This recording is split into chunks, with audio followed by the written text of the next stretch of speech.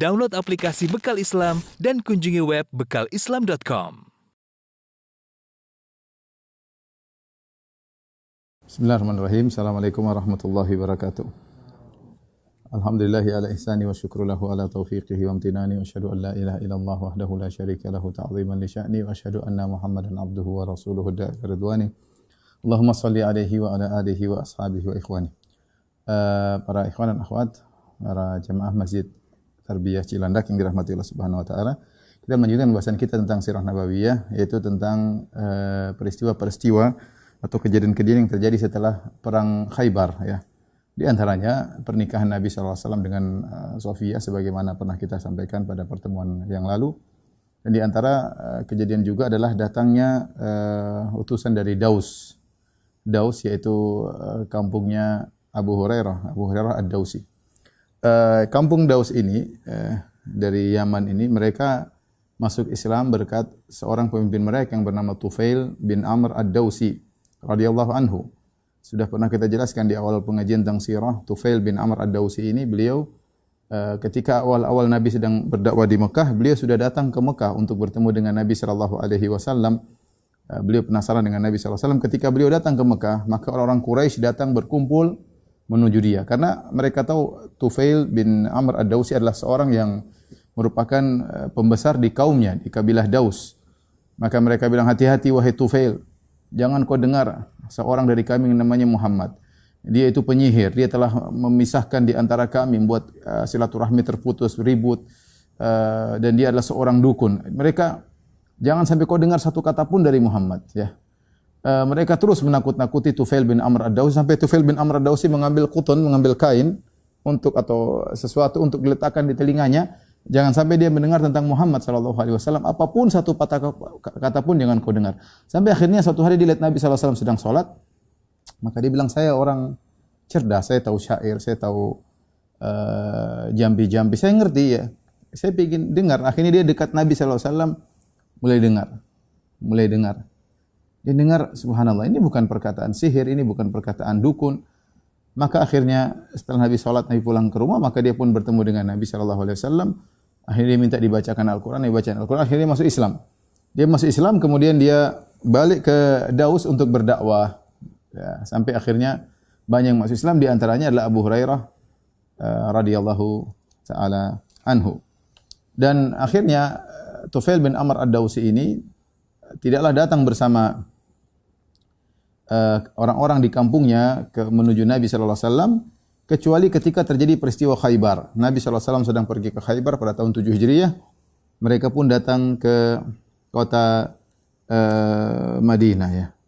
Sampai akhirnya dia membawa sekitar ada 80 atau 70 atau 80 keluarga dari Daus, semuanya berhijrah rame-rame dari Yaman, dari Daus menuju ke kota Madinah, Dan qadarullah ternyata Nabi lagi tidak di kota Madinah. Nabi sedang di Khaybar. Abu Hurairah radhiyallahu anhu ketika datang kota Madinah bersama Tufail bin Amr Ad-Dausi dan 80 keluarga, ya. Sebagaimana pernah kita sebutkan, yang Nabi menugaskan Siba' bin Urfutah radhiyallahu anhu untuk menjadi imam menggantikan Nabi sallallahu alaihi wasallam. Ketika Abu Hurairah sampai kota Madinah, Abu Hurairah mendengar dia sedang mengimami salat subuh, yaitu Siba' bin Urfutah sedang mengimami salat subuh. Kemudian rakaat pertama membaca surat Kaf Ha Ya Ain Shad, surat Maryam. Lumayan panjang, ya, surat Maryam dibaca rakaat pertama. Rakaat kedua dia baca surat Al-Mutaffifin, Wailul lil mutaffifin. Abu Hurairah baru pertama kali dengar surat ini, ya. Faqultu li nafsi, kata Abu Hurairah, aku berkata kepada diriku, wailun li fulan, celaka si fulan. Abu Hurairah ingat mungkin temannya, idza ktala bil wafi, kalau dia beli barang pinginnya barangnya dipenuhi, tidak dikurangi. Wa idza kala bin naqis, tapi kalau dia jual barangnya dikurangi, ya. Falamma shalla zawwadana syai'an hatta ataina Khaybar. Setelah ini Siba selesai mengimami salat, kemudian dia memberikan kepada kami bekal agar kami berangkat menuju ke Khaybar. Maka berangkatlah mereka menuju Khaybar. Ketika mereka tiba di Khaybar, ternyata Rasulullah SAW sudah berhasil menaklukkan kota Khaybar. Maka Rasulullah SAW berbicara kepada para sahabat agar mereka mengizinkan orang-orang yang baru datang hijrah dari kabilah Daus juga mendapatkan bagian, dapat saham dari ghanimah yang mereka peroleh, dan para sahabat setuju akan hal tersebut. Karena itu adalah asalnya ghanimah adalah hak para mujahidin. Ya, ketika ingin dibagikan kepada yang lain maka harus mendapat persetujuan mereka, dan mereka pun setuju. Al-Imam Al-Bukhari meriwayatkan dalam sahihnya, Abu Hurairah berkata, tatkala aku datang menuju Nabi sallallahu alaihi wasallam, aku berkata di tengah perjalananku, ya lailatan min tuliha wa anaiha ala annaha min daratil kufri najjati. Itu dia mengatakan malam yang panjang, yang berat ya, yang harus aku lalui, meskipun malam tersebut adalah malam keselamatan dari tempat kekufuran, yaitu dia telah berhijrah. Meskipun harus menempuh jalan yang berat, jalan yang sulit, tapi alhamdulillah dia selamat dari negeri kekufuran, berhijrah kepada Nabi sallallahu alaihi wasallam. Dan Abu Hurairah berkata, wa abqa minni gulamun li fit tariq. Dan Abu Hurairah punya budak yang kabur. Budaknya Abu Hurairah ketika Abu Hurairah berjalan dari Madinah menuju ke Khaybar, dia kabur. Falamma qadimtu ala Nabi sallallahu alaihi wasallam, ketika aku tiba di Khaybar, aku membaiat Nabi sallallahu alaihi wasallam, ya. Fa bainama ana indahu idzala al-gulam, ketika aku sedang bersama dia, tiba-tiba budaknya kemudian muncul lagi di hadapan Abu Hurairah. Maka Rasulullah SAW berkata, ya Abu Hurairah, hadza gulamuk, wahai Abu Hurairah, inilah budakmu. Faqultu huwa hurrun liwajhillah, maka aku berkata, budakku merdeka karena Allah Subhanahu wa taala. Fa'ataqtuhu, aku pun merdekakan budakku.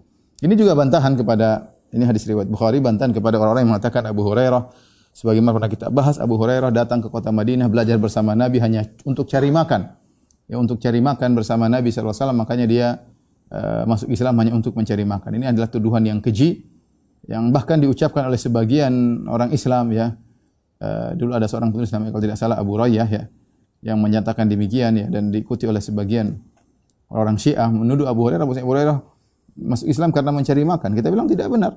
Justru Abu Hurairah ketika bersama Nabi dia kelaparan. Enggak, padahal dia di Yaman kaya, dia punya budak. Dia bukan orang miskin ya.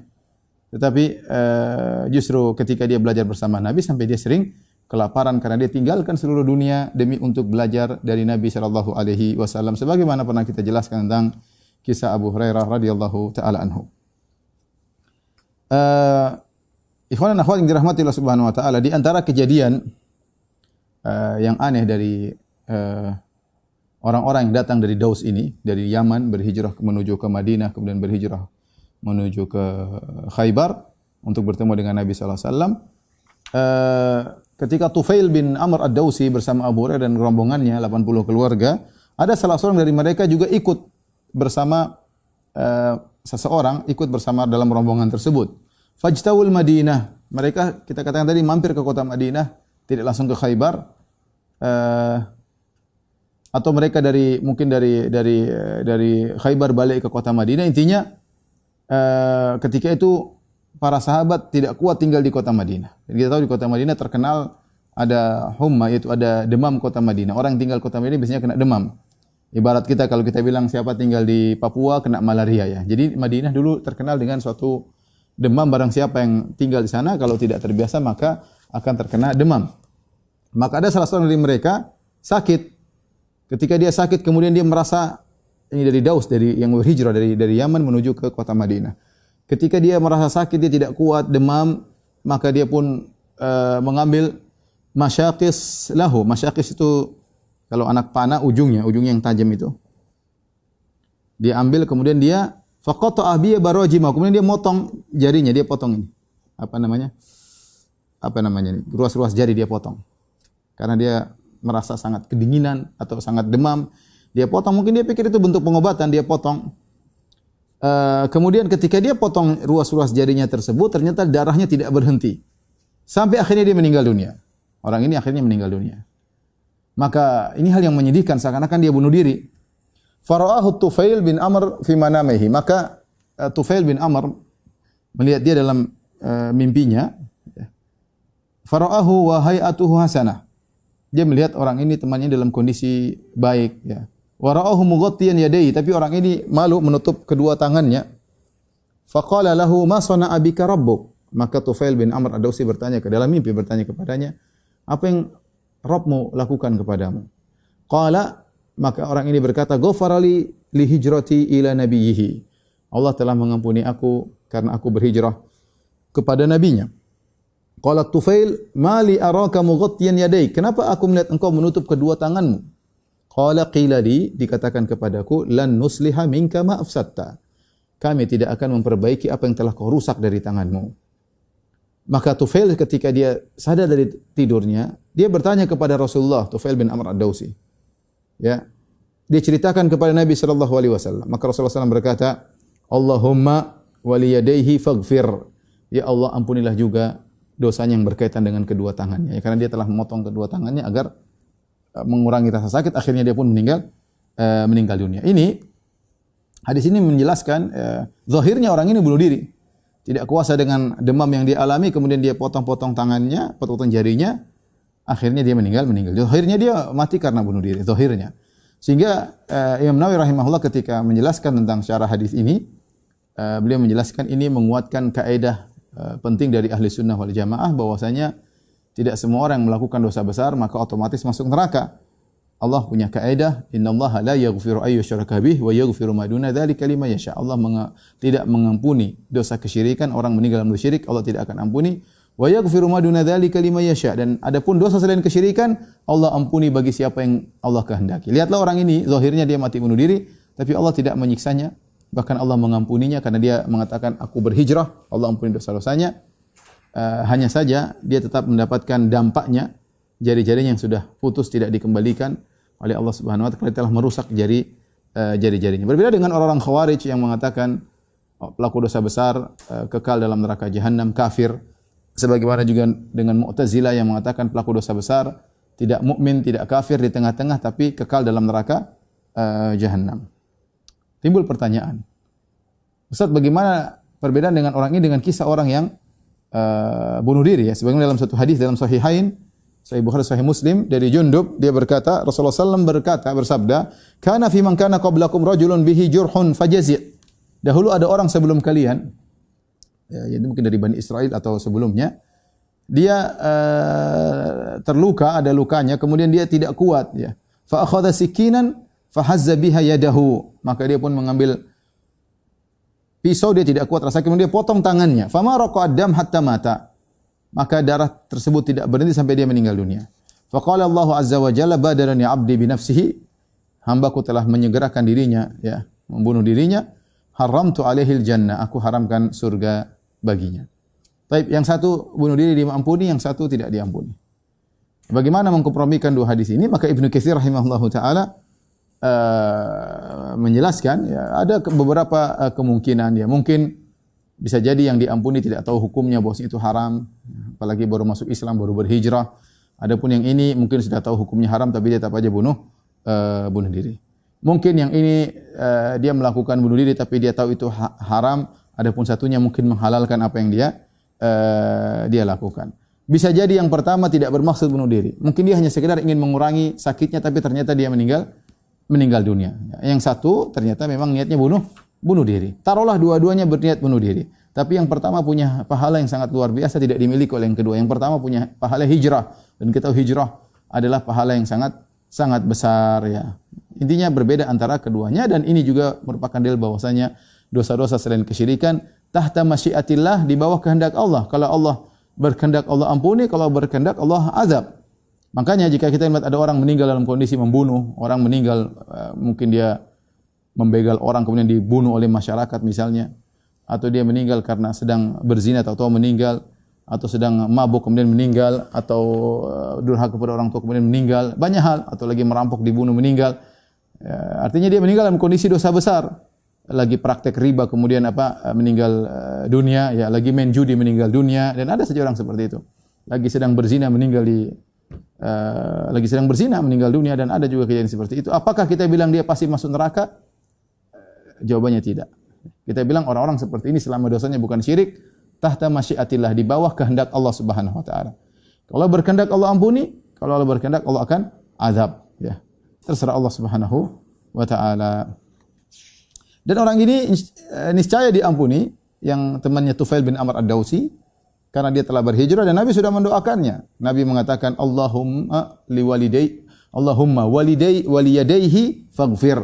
Ya Allah, ampunilah dia karena kedua tangannya yang dia lukai tersebut. Di antara kejadian yang terjadi setelah Nabi SAW selesai dari perang Khaybar adalah Nabi diberi racun dengan kambing yang dikasih racun. Itu peristiwa yang terjadi di Khaybar. Ketika Rasulullah SAW selesai perang Khaybar, ada seorang wanita Yahudiyah bernama Zainab bintul Harith, istrinya Salam bin Mishkam, ya, saudarinya Marhab. Salam bin Mishkam salah satu tokoh daripada Yahudi Khaybar, ya, yang tewas. Kemudian wanita ini juga adalah saudari dari Marhab itu yang di awal yang berperang kemudian dibunuh oleh Ali bin Abi Thalib radhiyallahu anhu sebagaimana kita sebutkan di awal perang Khaybar, ya. Yang dia mengatakan alimat Khaybar anni marhabu, Khaybar sudah tahu saya adalah Marhab, syakis silahi batalun mujarrabu, aku adalah jagoan yang telah terbukti. Kemudian dia dibunuh oleh Ali bin Abi Thalib, yaitu jagoannya Khaybar. So, ini yang meracuni Nabi adalah saudarinya Marhab. Dia kasih hadiah kepada Nabi SAW berupa kambing yang dikasih racun. Semua kambingnya dikasih racun. Cuma dia tanya, Muhammad yang paling disukai oleh Muhammad yang mana? Zira, itu bagian paha kambing. Maka disitulah yang dikasih racun paling banyak karena dia ingin bunuh Nabi SAW. Ya. Maka dikasih racun, semuanya dikasih racun, tapi itu yang paling banyak. Dan Rasulullah SAW husnudzon, ya, diberikan hadiah baru selesai perang. Ini Yahudi kasih hadiah, maka Rasulullah SAW terima, Rasulullah SAW makan. Jadi dalil bahwasanya sembelihan ahlul kitab halal, ya. Rasulullah SAW tidak tanya kamu nyembelihnya gimana, sebut nama apa, ya. Karena pendapat yang rajih sembelihan ahlul kitab, mau dia sebut nama Uzair, mau dia sebut nama Yesus, mau dia sebut nama siapapun atau dia tidak sebut nama, pokoknya dia sembelih, yang nyembelih dia, maka pendapat yang kuat adalah halal karena ini membab rukhsah, keringanan, dan ini sangat penting bagi saudara-saudara kita yang tinggal di negara-negara non muslim, terutama negara-negara ahlul kitab, maka sembelihan mereka hukumnya adalah halal, ya. Maka setelah diberikan kepada Nabi SAW, maka Nabi mengajak para sahabat makan, ya. Ketika Rasulullah SAW makan, Rasulullah SAW sudah masuk di mulut. Kemudian tiba-tiba kambing tersebut berbicara, inni masmumah. Wahai Muhammad, aku beracun.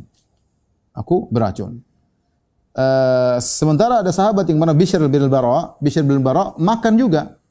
Dia makan.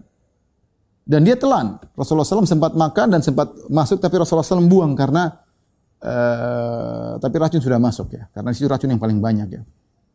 Dan kambingnya berbicara, ini masmumah, sungguhnya aku beracun.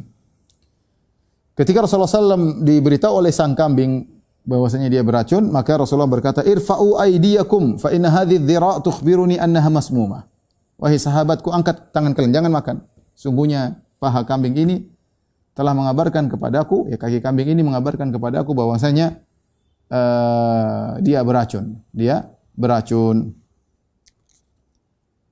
Ternyata sahabat Bishr bin Bara dia berkata, "Walladzi akramaka laqad wajadtu dzalika fi aklati." Ya Rasulullah, demi Allah yang telah memuliakan engkau, sungguhnya tadi waktu aku makan, aku merasakan ada sesuatu yang aneh di makanan tersebut.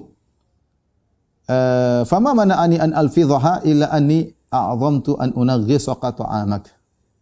Cuma saya falamma akalta ma fi fik. Waktu aku mau buang, aku lihat kau sedang makan. Aku tidak ingin mengganggu kau sedang nikmat makan, ya Rasulullah. Kalau aku buang nanti kau terganggu makananmu. Jadi dia sudah merasa ada yang tidak beres. Dia mungkin tidak menyangka itu racun, tapi dia sesuatu ada yang aneh. Tapi dia Rasulullah SAW mengunyah, dia tidak ingin membuang di depan Nabi, khawatir Nabi terganggu. Dan ini bagaimana cintanya sahabat kepada Nabi SAW. Ternyata racun dan dia sudah makan. Nabi buang, setelah itu dia makan. Akhirnya dia meninggal dunia. Maka Rasulullah SAW memanggil wanita Yahudi tersebut. Ini juga dalil bahwasanya kalau orang kafir kasih kita hadiah, boleh. Rasulullah SAW menerima hadiah dari orang-orang kafir, di antaranya dari wanita Yahudi ini yang memberikan hadiah berupa kambing yang masakan yang sudah siap dimakan, disantap. Kemudian juga misalnya Rasulullah SAW menerima hadiah dari Al-Muqawqis, raja Mesir yang memberikan kepada Nabi bagal dan juga Maria Al-Qibtiyah, budak Nabi SAW, hadiah dari Al-Muqawqis, dan itu seorang Nasrani, dan Rasulullah SAW terima hadiah tersebut. Demikian juga kalau tidak salah dari Najasyi. Intinya hadiah dari orang kafir boleh kita terima, dan itu menunjukkan akhlak yang mulia, dan kalau kita bisa balas juga baik ya. Kemudian Rasulullah panggil wanita tersebut. Maka Rasulullah SAW bertanya kepada wanita tersebut, ya, kenapa kau melakukan demikian? Kata wanita tersebut, aradtu liaqtulak, aku ingin bunuh engkau. Dalam riwayat yang lain, dia berkata, aradtu in kunta nabiyyan fa innallaha sayutli'uka alaih. Saya ingin tes, kalau kau memang nabi, pasti Allah kasih tahu. Wa illam takun nabiyyan, kalau kau bukan nabi, urihan nas minka, maka aku istirahatkan manusia dari gangguanmu. Kalau kau memang nabi, Allah pasti kasih tahu. Tapi kalau kau bukan nabi, biar manusia istirahat dari tipuanmu dan makarmu dan kejahatanmu, wahai Muhammad. Ya. Akhirnya Rasulullah SAW ya selamat ya. Tetapi Al-Bara' bin Ma'rur akhirnya meninggal. Bishr bin Al-Bara' bin Ma'rur akhirnya meninggal dunia radhiyallahu taala anhu. Ketika Bishr bin Al-Bara' bin Ma'rur meninggal dunia, akhirnya Rasulullah SAW mengkisos wanita tersebut. Asalnya Rasulullah SAW tidak mengkisos dia. Rasulullah SAW tidak ingin balas atas apa yang menimpa dia. Ya, Rasulullah tidak menghukum wanita tersebut. Tapi ketika gara-gara racun tersebut mengakibatkan sahabatnya meninggal, maka ada hukum kisos. Akhirnya wanita tersebut dikisos. Rupanya racun yang sempat ditelan oleh Nabi SAW, ya, sempat ditelan meskipun akhirnya Rasulullah muntahkan, tapi sempat ditelan. Racun tersebut sangat kuat dan kadang-kadang mengganggu kesehatan Nabi SAW. Ketika Rasulullah SAW merasakan ada gangguan bekas racun tersebut, maka Rasulullah SAW pun berhijamah, berbekam. Sebagaimana dalam hadis riwayat Imam Ahmad dari Ibnu Abbas radhiyallahu anhuma, kana Rasulullah SAW idza wajada min dzalika syai'an ihtajam. Kata Ibnu Abbas, Rasulullah SAW kalau mendapati asar atau dampak dari racun tersebut, Rasulullah SAW berbekam, ya. Dan ini dalil bahwasanya bekam bermanfaat. Fasafara marrah, maka suatu Rasulullah SAW sedang bersafar, falamma ahrama, ketika Rasulullah SAW berihram, wajada min dzalika syai'an, Rasulullah SAW merasakan pengaruh dampak dari racun tersebut. Maka Rasulullah SAW juga berhijamah, berbekam, ya. Rasulullah SAW kalau merasakan bekas racun tersebut, Rasulullah SAW berhijamah, berbekam, ya. Sampai akhirnya Rasulullah SAW meninggal dengan sebab racun tersebut. Ya, ketika semakin parah, dampaknya semakin parah, sampai akhirnya urat yang disebut dengan al-abhar, yaitu urat dari punggung yang nyambung ke jantung, ya, disebut dalam bahasa Arab adalah al-abhar, bukan urat nadi, urat yang lain, ya. Racun tersebut menyerang urat tersebut, akhirnya Rasulullah SAW meninggal dunia, ya, gara-gara sakit akibat dampak racun tersebut. Dalam Sahih Bukhari, Aisyah radhiyallahu anha berkata, karena Nabi sallallahu alaihi wasallam yaqulu fi maradhihi alladhi mata fihi. Rasulullah SAW berkata ketika sakit yang akhirnya membuat beliau meninggal dunia, "Ya Aisyah, ma azalu ajidu alam at-ta'am alladhi akaltu bi Khaybar." Ya Aisyah, aku tetap merasakan sakit akibat makan racun yang aku makan di Khaybar. Fa hadza awanu wajadtu qita'a abhari min dzalika sum. Saatnya saya rasakan bahwasanya uratku tersebut akan terputus, ya, gara-gara racun tersebut, ya. Dan akhirnya Rasulullah SAW meninggal dunia. Oleh karenanya para ulama mengatakan Rasulullah SAW meninggal dunia dalam kondisi mati syahid. Dan ini yang dikatakan oleh Ibnu Mas'ud. Ibnu Mas'ud pernah berkata dalam riwayat Imam Ahmad, la an ahlifa billahi tis'an, aku bersumpah dengan nama Allah 9 kali. Wallahi wallahi wallahi wallahi, sampai 9 kali. Anna Rasulullah SAW qutila qatlan, Rasulullah SAW terbunuh, yaitu mati syahid, ahabbu ilayya min an ahlifa wahidah. Aku lebih suka daripada aku hanya bersumpah cuma sekali. Wa dzalika bi anna Allah azza wa jalla takhadahu nabiyyan wa ja'alahu syahidan. Kenapa? Karena Allah berkehendak memberikan posisi yang tinggi kepada Nabi. Allah menjadikan Muhammad sebagai seorang nabi dan Allah menjadikan dia mati syahid. Dan kita tahu angan-angan para sahabat ingin mati syahid. Banyak di antara mereka berdoa ingin mati syahid. Di antaranya Umar bin Khattab radhiyallahu taala anhu yang berdoa, Allahumma rzuqni asy-syahadah fi baladi nabiyyik. Ya Allah, mudahkanlah kepada aku mati syahid di kota Madinah. Dan terbukti datang Abu Lu'lu'ah al-Majusi yang kemudian menikam Umar, akhirnya Umar meninggal dunia gara-gara tikan tersebut, maka dia pun mati syahid. Demikian juga Nabi SAW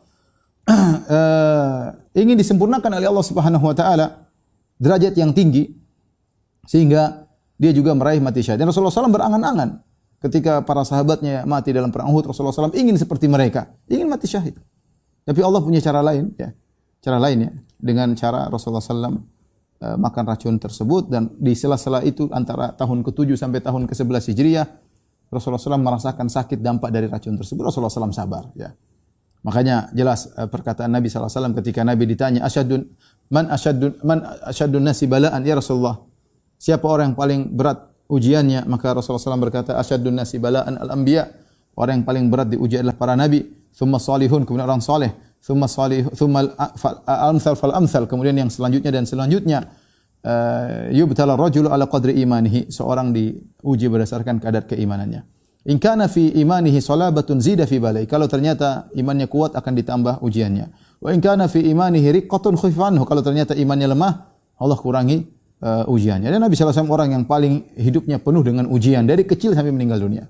Jadi kecil meninggal dunia. Ini sudah sering saya sampaikan. Bagaimana kecil lahir dalam kondisi yatim, ayahnya tidak ada.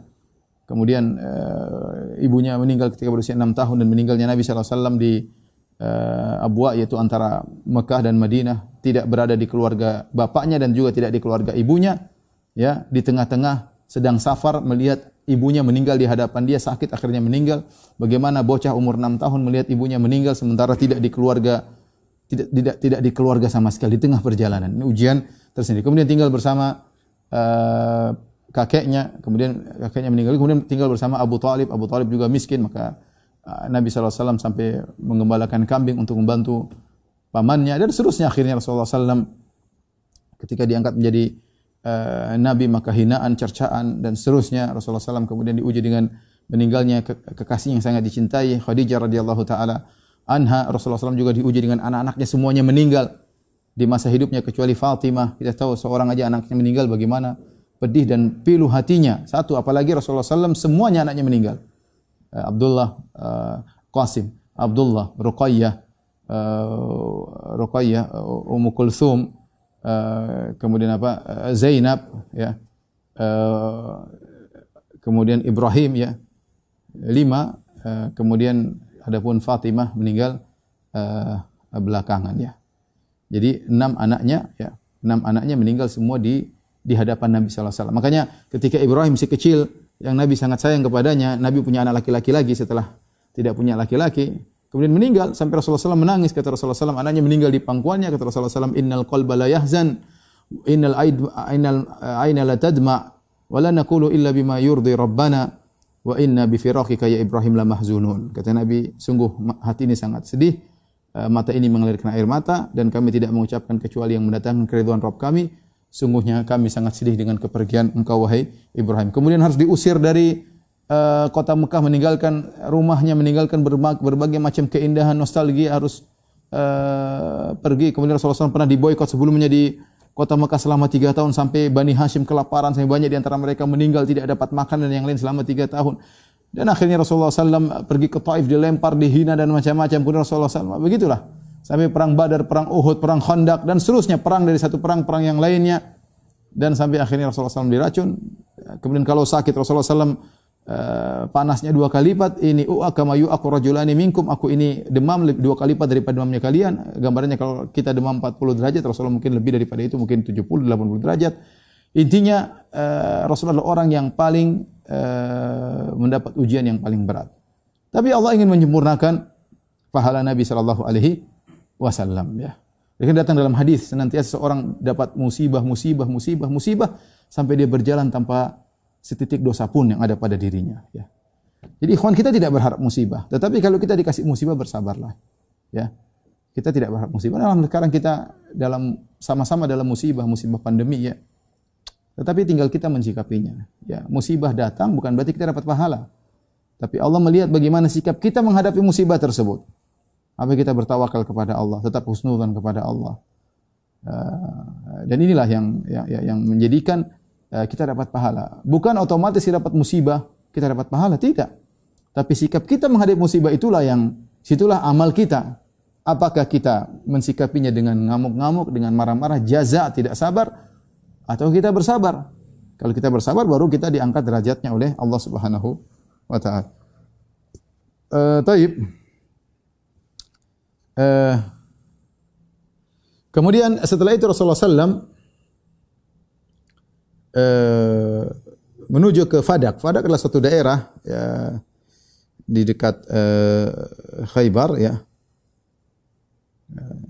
Kemudian Rasulullah sallallahu alaihi wasallam mengirim Muhayyisah ibnu Mas'ud ya bersama beberapa orang menuju kepada orang-orang Yahudi yang tinggal di Fadak, menuju agar mengajak mereka untuk masuk Islam. Tapi mereka tidak mau masuk Islam. Ketika Rasulullah SAW selesai daripada Khaybar, Allah melemparkan rasa takut dalam diri mereka. Rasulullah SAW kemudian mengirim utusan kepada mereka dan akhirnya mereka terima. Sama, mereka kerja di Fadak setengah buat kaum muslimin dan setengah buat aslinya buat mereka. Dari sini kita tahu bahwasanya Fadak diperoleh oleh Nabi tanpa peperangan. Tidak ada kaum muslimin kemudian mengerahkan kuda dan onta untuk menyerang kota Fadak, tidak ada. Dan mereka hanya mendapat utusan dari Nabi untuk damai dan mereka damai suluh dengan syarat mereka bekerja di Fadak dan setengah hasilnya dikirimkan kepada kaum muslimin. Oleh karenanya Fadak semuanya adalah milik Nabi sallallahu alaihi wasallam, tidak dibagikan kepada para mujahidin. Oleh karenanya Rasulullah SAW mengambil infak kehidupan beliau dari hasil Fadak. Ya, untuk istri-istrinya, untuk anaknya ya. Kemudian juga untuk anak-anak kecil dari Bani Hashim. Demikian juga untuk membiayai orang-orang yang belum menikah dari Bani Hashim. Itu Rasulullah SAW kembalikan kepada Bani Hashim. Ya, beliau perhatikan kepada keluarga beliau. Ini sumber pemasukan beliau pribadi ya dari Fadak tersebut karena tidak diperoleh dengan peperangan ya. Kemudian setelah itu Rasulullah SAW mengepung suatu tempat namanya Wadil Qura, ya. Menuju Wadil Qura, di sana juga ada sekelompok orang Yahudi. Rasulullah SAW habis menyerang Yahudi seluruhnya dari Madinah diusir, kemudian ke Khaybar, kemudian ke Fadak, kemudian ke Wadil Qura. Dan Rasulullah SAW memiliki seorang budak ketika itu namanya Mid'am. Ya, Rifa'ah bin Zaid al-Juzami menghadiahkan budak tersebut kepada Nabi. Ketika Rasulullah SAW, budak tersebut sedang memperbaiki rahl Rasulullah SAW, yaitu pelana Nabi diperbaiki, disiapkan, Rasulullah mau naik. Ifja'ahu sahmun ghair. Tiba-tiba datang anak panah yang tidak tahu dari mana asalnya. Kemudian mengenai budak Nabi tersebut. Akhirnya dia pun meninggal dunia. Maka orang berkata, gembira, hani'an lahu asy-syahadah. Selamat dia mati syahid. Ya, ini impian para sahabat. Sebagian mereka berkata hani'an lahul jannah. Selamat dia dah masuk surga. Ya, kenapa dia dalam kondisi perang, tahu-tahu ada anak panah yang mengenainya, maka dia mati syahid. Meskipun bukan dalam medan pertempuran, tapi ini dalam kondisi akan bertempur. Sehingga sebagian sahabat beri selamat, bahwasanya dia mati syahid atau selamat dia masuk surga. Ternyata Rasulullah SAW menjawab dengan jawaban yang tidak mereka duga. Kata Nabi SAW, "Kalla walladzi nafsi biyadi." Sekali-sekali tidak, dia tidak mati syahid. Sekali-sekali tidak, dia tidak masuk surga. Padahal para sahabat zahirnya dia masuk surga, zahirnya dia mati syahid. Nabi menjelaskan kenapa? Inna syamlata allati asabaha yauma Khaybar minal maghanim lam tubsibha al maqasim. Sungguhnya dia mengambil syamlah, itu sebilah kain. Dia ambil sebilah kain, dia ambil sebelum ada pembagian harta ghanimah. Namanya gulul. Gulul adalah harta yang diambil sebelum pembagian. Tidak boleh seorang mengambil harta sebelum pembagian ghanimah.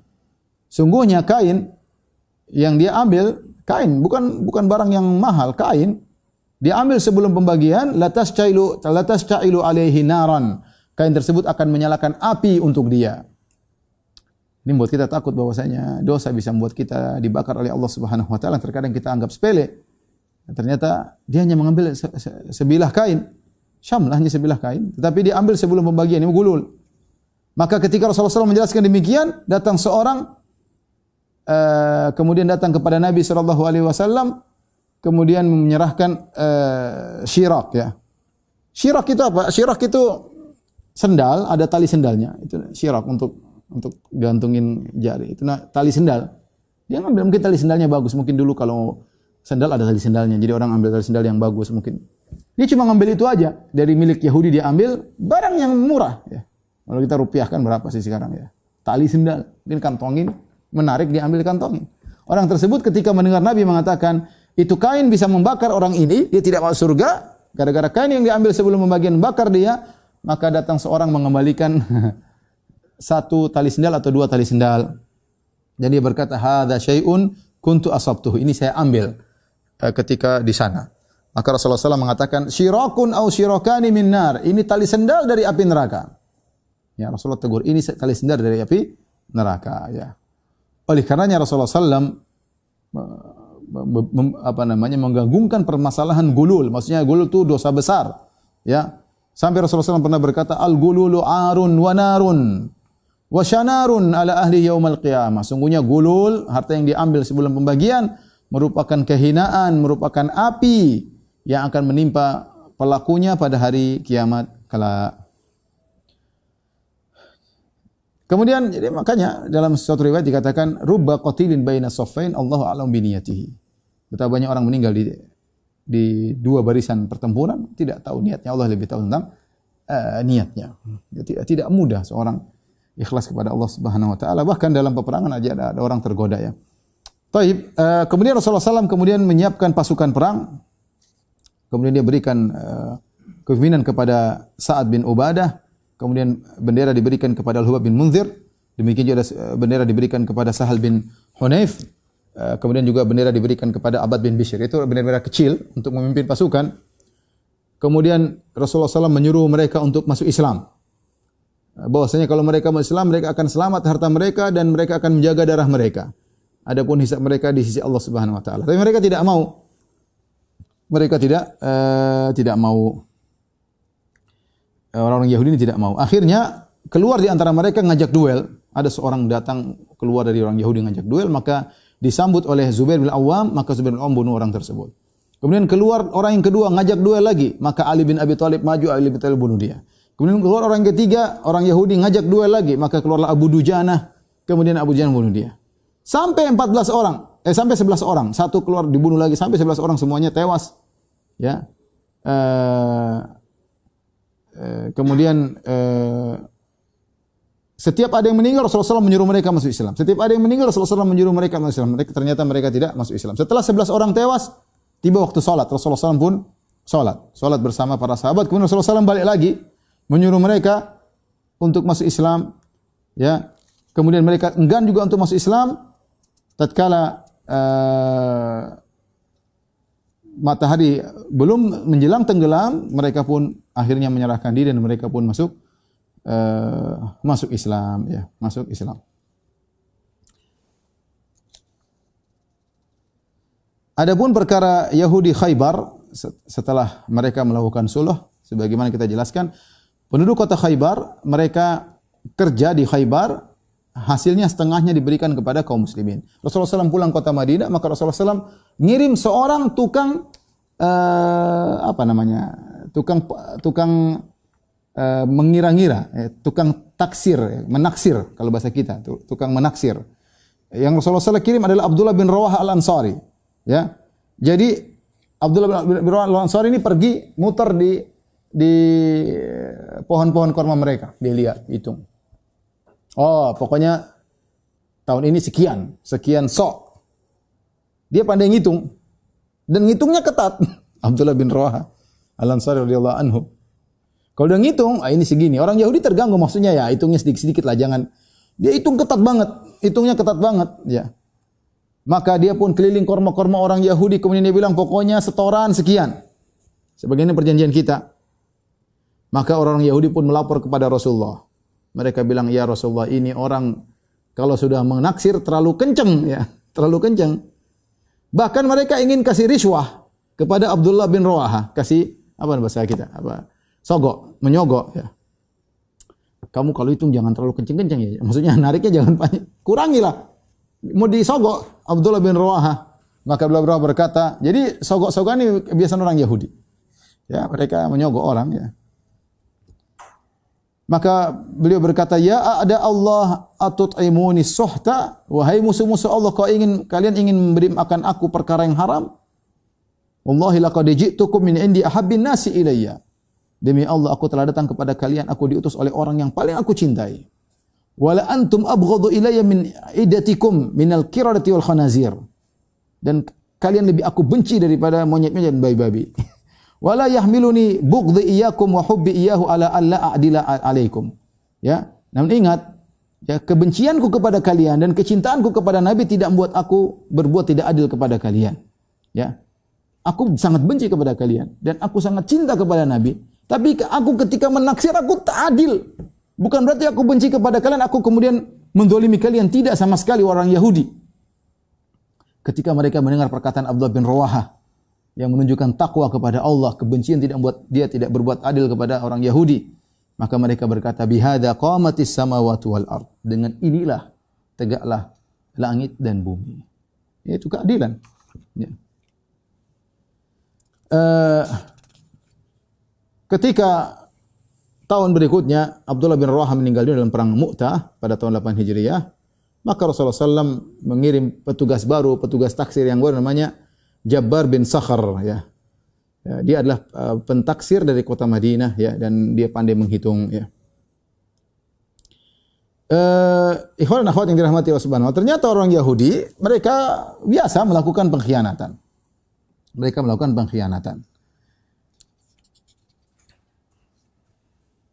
Sampai akhirnya mereka berbuat zalim kepada Ibnu Muhayyisah, Ibnu Mas'ud Al-Ausi Al-Ansari. Mereka bunuh Ibnu Muhayyisah. Ya. Waktu Rasulullah SAW masih hidup, mereka sudah bunuh. Ya. Disebutkan dari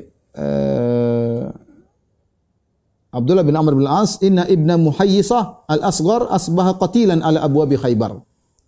Seorang sahabat bernama Ibnu Muhayyisah ditemukan meninggal di depan kota Khaybar, di pintu-pintu kota Khaybar. Meninggal di kota Khaybar. Maka Rasulullah SAW berkata, Akim syahidaini ala man qatalahu adfa'uhu ilaika birumatihi. Ya. Kata Nabi, hadirkan dua saksi yang bisa membuktikan siapa pembunuh orang ini. Aku akan ikat pembunuhnya. Ya. Mana dua saksi yang menjadi saksi siapa yang bunuh orang ini? Maka orang yang temannya tersebut, temannya yang terbunuh mengatakan, ya Rasulullah, wa min aina usibu syahidain? Wa innama asbaha qatilan ala abwabihim. Ya Rasulullah, bagaimana saya bisa menemukan dua saksi, ya, sementara aku dapati dia sudah terbunuh? Siapa? Tidak ada yang menyaksikan, tahu-tahu dia sudah mati. Yang bunuh pasti orang Yahudi, tapi enggak ada yang lihat siapa yang bunuh dia.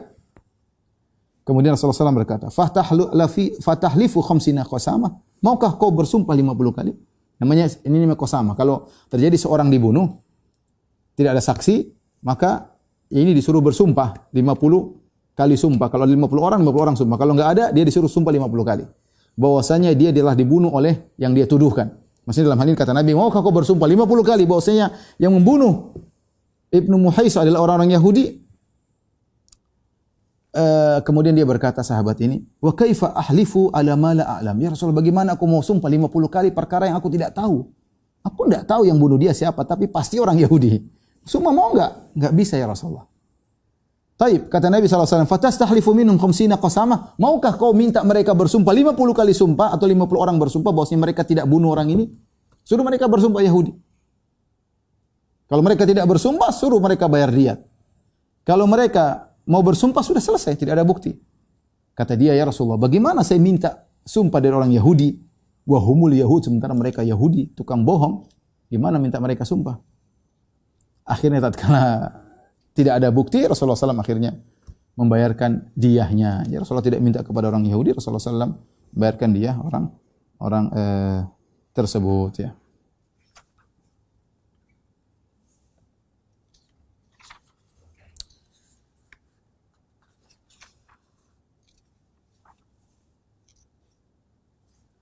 Taib,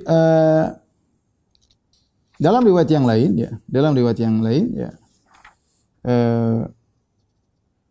intinya akhirnya ada 3 orang datang menemui Nabi Shallallahu Alaihi Wasallam, ya, melaporkan hal tersebut, ya, dan mereka mengatakan orang-orang Yahudi yang membunuh. Orang Yahudi mengatakan, wallahi demi Allah kami tidak bunuh orang tersebut, ya, kami tidak bunuh dia, tidak ada buktinya.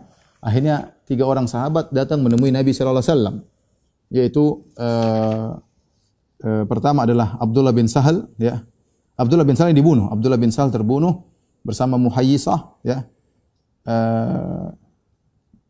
Akhirnya 3 orang di antaranya Muhayyisah dan saudaranya dan satu-satunya Abdurrahman bin Sahal. Kemudian mereka datang melapor kepada Nabi sallallahu alaihi wasallam.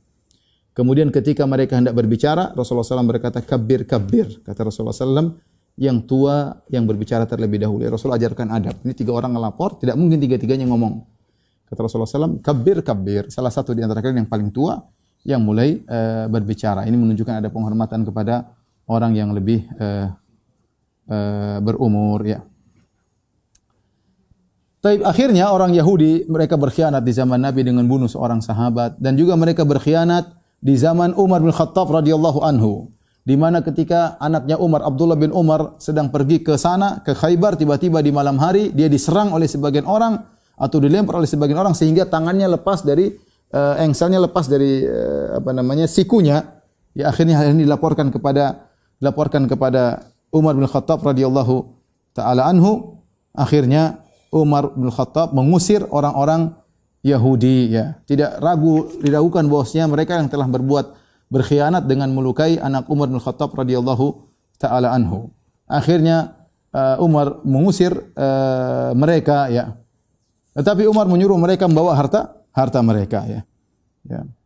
Kemudian ketika Umar mau mengusir mereka, maka mereka berkata, "Ya Amirul Mukminin, atukhrijuna wa qad aqarrana Muhammad." Ya Amirul Mukminin, bagaimana kau mengusir kami sementara Muhammad nabi kalian membiarkan kami tinggal di sini? Wa amalana 'alal amwal wa syarata dzalika lana, dan bahkan kami bekerja dan kami mengirimkan pemberian kepada Muhammad. Kenapa sekarang kau mengusir kami? Maka Umar berkata, "Adzananta anni nasitu qaula Rasulillah?" Apakah kau sangka aku lupa dengan perkataan Nabi? Ya, yang Nabi pernah berkata kepada engkau, yaitu Rasulullah salah seorang dari anak-anak Bani Abil Huqaiq. Ya, Rasulullah pernah berkata kepada anak orang ini, "Saya tidak lupa waktu Nabi ngomong sama engkau, wahai Yahudi. Kaifa bika idza ukhrijta min Khaybar ta'du bika qulusuka lailatan ba'da lailatin." Bagaimana kondisimu suatu hari tatkala kau diusir dari kota Khaybar, kemudian kau berjalan dengan ontamu dengan cepat bermalam-malam hari, ya. Ya, kata dia, "Ya Umar, Amirul Mukminin, karena dzalika Huzailah." Itu cuma candaan Nabi, bukan serius. Nabi bilang saya akan diusir. Ya, min Abil Qasim, itu hanya candaannya Abul Qasim, maksudnya Muhammad. Kata Umar, "Kadzabta ya adu Allah." Kau dusta wahai musuh Allah. "Innahu laqaulun fasal." Muhammad tidak bercanda, Muhammad tidak bohong. Ini perkataan yang benar. Wa ma huwa bil hazl, ini bukan candaan. Akhirnya Umar mengusir mereka, orang-orang Yahudi, ya, sebagaimana Rasulullah mengatakan, "Akhrijul yahud min jaziratil Arab." Keluarkan orang Yahudi dari jazirah Arab. Akhirnya diusirlah mereka, namun mereka dikasih bekal, harta. Mereka keluar dari kota Khaybar, ya, dari kota Khaybar. Kemudian Rasulullah SAW pulang ke kota Madinah. Ya. Ada beberapa kejadian ketika Rasulullah SAW pulang ke kota Madinah. Di antaranya ketika para sahabat naik tempat yang agak tinggi, maka mereka bertakbir dengan suara yang keras, Allahu Akbar, la ilaha illallah. Maka Rasulullah SAW berkata, "Arbi'u ala anfusikum." Tidak usah keras-keras, sayangilah diri kalian. "Innakum la tad'una asamma wala ghaiban." Kalian tidak sedang menyeru zat yang tuli dan yang gaib. "Innakum tad'una sami'an qariban." Kalian menyeru zat yang dekat, yang tahu tentang kondisi kalian. "Wa huwa ma'akum," dan dia bersama kalian, ya. Ya, jadi ini dalil disebut oleh para ulama bahwasanya hukum asal berzikir adalah dengan suara yang tidak keras. Ada suara tapi tidak teriak-teriak. Oleh karenanya Nabi tegur para sahabat yang mereka bertakbir, Allahu Akbar, kalau naik kendaraan yang Rasul bilang, enggak usah keras-keras. Allah Maha mendengar, enggak usah. Ya. Kecuali dalil-dalil yang menunjukkan memang itu syiar untuk dibesarkan seperti ketika Idul Fitri, Idul Adha atau hal-hal yang lain. Tapi asalnya kalau tidak ada dalil yang menunjukkan adanya dikeraskan, maka hukum asal zikir adalah dengan jahar tetapi tidak dikeraskan. Cukup dengan suara yang lembut karena Allah Maha mendengar. Demikian juga kata Abu Musa al-Asy'ari radhiyallahu anhu, aku berada di belakang kendaraan Nabi sallallahu alaihi wasallam dan aku berzikir ketika itu la haula wala quwata illa billah. Rasulullah dengar, Rasulullah SAW berkata, "Ya Abdullah bin Qais, wahai Abu Musa al-Asy'ari." Qultu labbaik ya Rasulullah, aku berkata aku memenuhi panggilan engkau ya Rasulullah. "Ala adulluka ala kalimatin min kanzin min kunuzil jannah?" Maka aku tunjukkan kepada engkau tentang satu kalimat yang merupakan perbendaharaan di surga. Qultu bala ya Rasulullah. Tentu ya Rasulullah. Kalimat apakah itu? Kata Nabi, la haula wala quwwata illa billah. Tidak ada yang tidak upaya kecuali dari Allah Subhanahu wa taala. Ini seorang memperbanyak zikir la haula wala quwwata illa billah. Di antara kejadian juga yang terjadi ketika Rasulullah SAW hendak pulang ke kota Madinah, yaitu Rasulullah SAW ketiduran. Ya, ketika Rasulullah SAW pulang, ya, kemudian sudah waktu di penghujung malam, kemudian Rasulullah SAW letih istirahat sama para sahabat. Rasulullah SAW ingatkan kepada Bilal, ikla lana layla, ya, yaitu kata Rasulullah SAW, ya Bilal, jagalah malam ini, ya kita mau tidur, ya, kita mau tidur, jangan lupa bangunkan kita, maksudnya Nabi ingatkan. Maka para sahabat semua tidur dan mereka dalam kondisi letih. Mungkin selama perang tidak berhenti berminggu-minggu, mungkin kurang tidur. Ini sudah saatnya selesai dari semua kerjaan, kemudian menuju kota Madinah, sudah tenang dan mereka tidur. Sudah malam mereka tidur menjelang sudah tengah malam. Kata Rasulullah, wahai Bilal, jaga, bangunkan kami. Maka Bilal dia tidak tidur, ya. Bilal salat malam. Sampai dia menunggu subuh. Dia nunggu subuh membangunkan Nabi sallallahu alaihi wasallam. Sudah matanya sudah sangat ngantuk. Falamma taqarraba al-fajr istana Bilal ila rahilatihi muwajjihal fajar. Maka dia arahkan ontanya ke arah fajar, dia nunggu fajar. Pokoknya kalau langsung dia azan, sambil dia nunggu di rahilahnya, di di pelananya, sambil nyandarkan diri, tahu-tahu tidur. Bilal tahu-tahu tidur, ya. Ketika beliau tidur, ya, semua sahabat tidak ada seorang pun yang bangun sampai akhirnya matahari yang membangunkan mereka. Rasulullah SAW pertama kali bangun, Rasulullah SAW kaget. Rasulullah SAW berkata, Bilal, kenapa ini? Bilal mengatakan, akhadha bi nafsi alladhi akhadha bi nafsik. Ya Rasulullah, yang telah memegang nyawaku, dialah yang telah memegang nyawamu. Itu kita sama-sama dibuat tidur oleh Allah Subhanahu wa taala, ya. Akhirnya kemudian mereka berwudu, Rasulullah berwudu, kemudian Bilal kemudian Rasulullah SAW menegakkan salat. Kemudian Rasulullah SAW berkata, "Man nasiya salata falyusalliha idza karaha." Barang siapa yang lupa salat, ya maka salatlah ketika ingat. Dan disebutkan kalau kita baca hadis-hadis Nabi pernah 2 atau 3 kali ketiduran, ya. 2 atau 3 kali ketiduran subuh. Dan ini hikmah dari Allah Subhanahu wa taala mengajarkan kepada kita bagaimana kalau kita ketiduran, ya. Dan Nabi ya cuma 2 atau 3 kali saja, ya. Kalau kita entah berapa puluh kali. Intinya seorang kalau dia sudah berusaha untuk bangun kemudian dia tertidur sampai pagi, ya kita bilang sudah pernah menimpa orang yang termulia itu Nabi sallallahu alaihi wasallam yang menghibur diri seseorang. Tapi intinya jarang-jarang, bukan setiap hari ketiduran, ya. Bukan setiap hari ketiduran. Taib, demikian dulu kajian yang bisa kita sampaikan. Insyaallah kita lanjutkan di kesempatan yang lain. Wallahu ta'ala alam bisawab. Demikian saja apa yang saya sampaikan pada kesempatan kali ini. Kurang lebih saya mohon maaf. Wabillahi taufiq wal hidayah. Assalamualaikum warahmatullahi wabarakatuh. Subhanakallahumma wa bihamdika asyhadu an la ilaha illa anta astaghfiruka wa atubu ilaik.